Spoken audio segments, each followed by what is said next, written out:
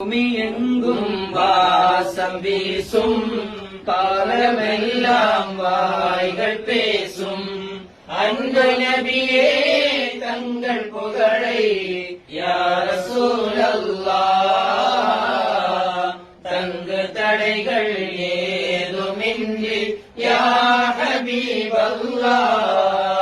நேர்வழியின் பேரொளியே அறிவொளிகள் தந்த நபியே காரிருளை நீக்கி தந்த யா ரசூலல்லாஹ் காலமெல்லாம் நன்றி சொல்வோம் யா ஹபீபல்லாஹ் பூவை போன்று மென்மையானே வேகம் போன்று வாரி தந்தீர் திருமுகத்தை காணவில்லை